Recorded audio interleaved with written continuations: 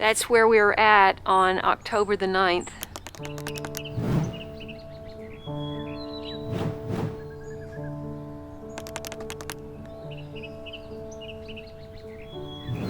It's the middle of October and my peppers have taken a devastating turn. We're going to take a look at their lifespan, how we got to this point, and what I plan to do about it.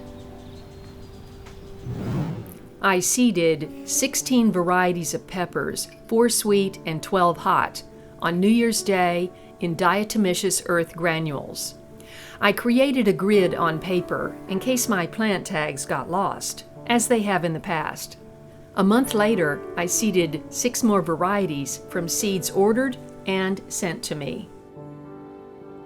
By Valentine's Day, the first batch didn't look so good.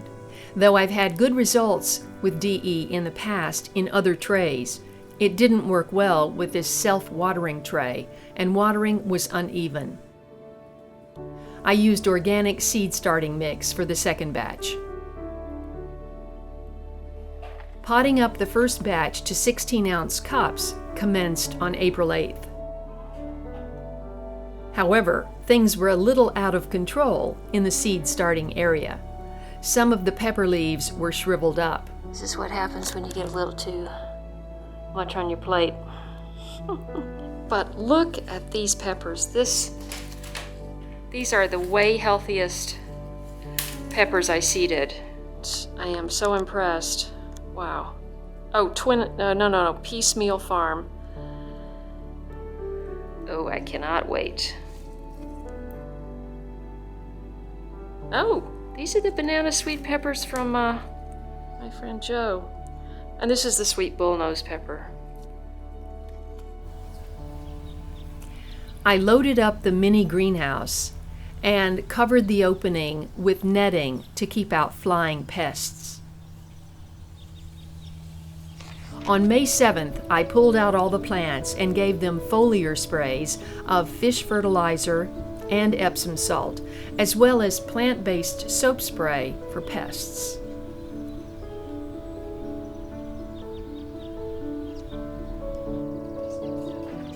With my Europe trip days away, I gathered reinforcements to help pot up plants.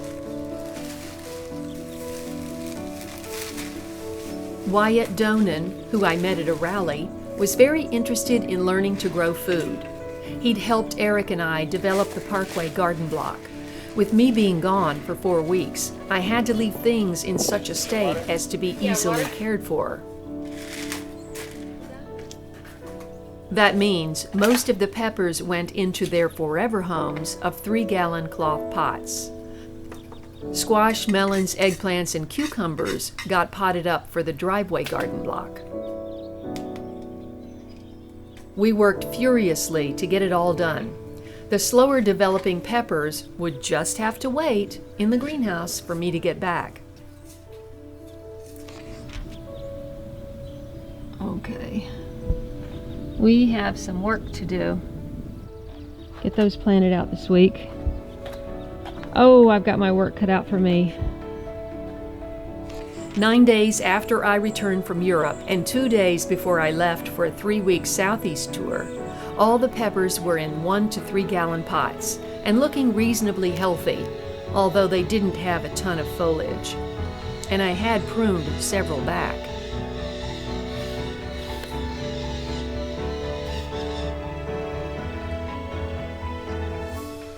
The following day, I organized newly potted up peppers in the shade along the sides and hoped they would fare well till I got back.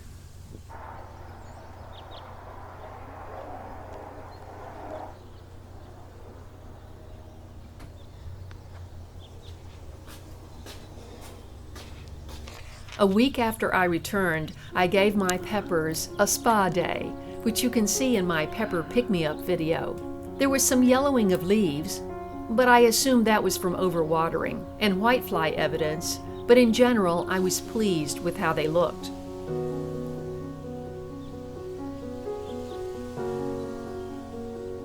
The next Thursday workday, Eric added a scoop of biodynamic compost to every pot. I added a scoop of azomite minerals. I was determined to have beautiful peppers this year. These photos were taken about 11 a.m., the earliest that all the peppers were in the sun. You can see the narrow window of direct sun these plants get, which is one reason it takes so long for peppers to ripen. By July 30th, my black finger looked stunning with its purple blooms.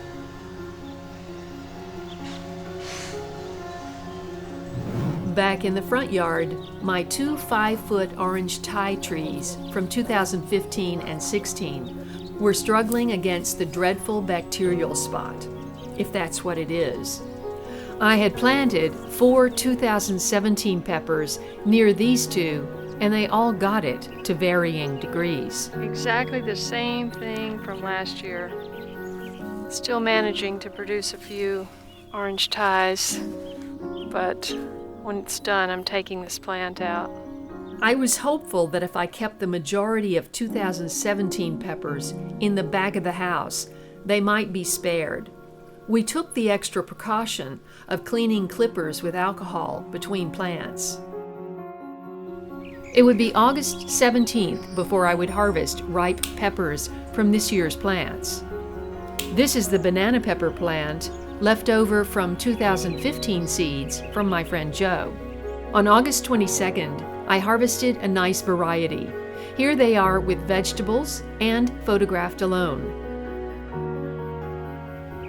The plants seemed to have rallied from all of my TLC in the last 4 weeks of me being home. This would be the last time I would photograph them this healthy.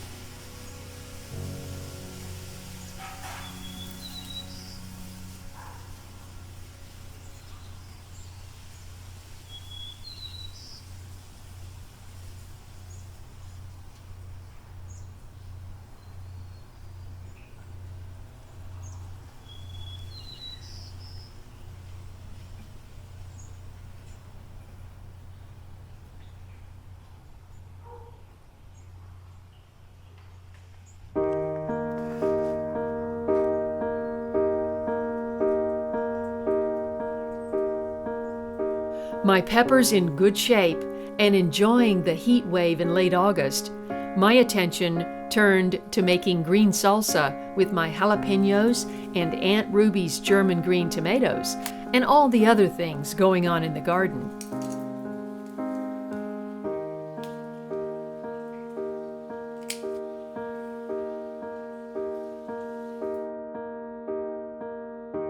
Then September came. I would make 5 quick trips in 4 weeks. When I returned from the National Heirloom Expo, I was only gone 2 nights. The garden couldn't have been lusher. I had a nice variety of peppers to harvest, including these handsome Maras Biebers. But not only had I been hit with a number of the dreaded tobacco hornworms,